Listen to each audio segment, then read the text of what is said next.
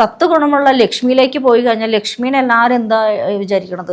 എല്ലാവരും വിചാരം ദേവി ലക്ഷ്മി സർവ്വധനങ്ങളും കൊടുക്കുന്ന. സത്യം പറഞ്ഞാൽ ലക്ഷ്മി എല്ലാ ധനം കൊടുക്കണത്. ഭൈരവനാണ് ധനഭൈരവനും ഭൈരവിയാണ് ധനം കൊടുക്കണത്.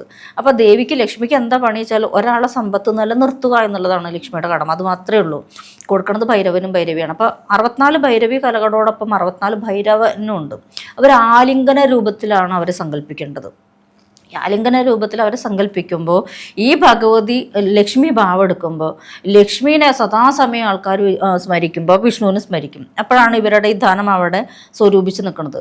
അപ്പോൾ ഈ ശിവൻ തന്നെയാണ് വിഷ്ണു, വിഷ്ണു തന്നെയാണ് ശിവനും. അപ്പോൾ ഇവിടെ മൂർത്തിമത്തായ ഭാവം വരണമെങ്കിൽ ഭഗവതിയുടെ ഇനി രജോ ഗുണമായ പാർവതി. അപ്പോൾ ദേവിക്ക് എന്തുണ്ട്? രജോ ഗുണം കൂടിയിട്ടുണ്ട്. അപ്പോൾ തമോ ഗുണമായി, സത്ത് ഗുണമായി, അതുപോലെ തന്നെ രജോ ഗുണമായി. അത് നമ്മളിൽ തന്നെയുള്ള 3 ഭാവങ്ങളാണ് രജോ തമോ സത്ത് ഗുണങ്ങൾ. അപ്പം നമ്മളിൽ തന്നെ അന്ധകാരമായ ഭാവം ഉണ്ടല്ലോ, അല്ലെങ്കിൽ അസൂയ, വൈരാഗ്യം, ദേഷ്യം, കോപം, മോഹം, ഇതൊക്കെ തമോ ഗുണത്തിൽ കിടക്കുന്നതാണ്. രജോ ഗുണത്തിൽ കിടക്കുന്നതും നമ്മളിലുള്ള ഭാവം തന്നെയാണ്. നമുക്കൊരു ഇച്ഛാശക്തി, ക്രിയേറ്റീവ് എല്ലാം രജോ ഗുണം ക്രിയേറ്റ് ആകുമ്പോഴുണ്ടാതാണ് നമ്മളുടെ ഇച്ഛ വരുന്നത്. 3ാമത്തെ ഗുണം എന്നുള്ള സത്ത് ഗുണമാണ്. അത് ജ്ഞാന ഗുണമാണ്, ജ്ഞാനം.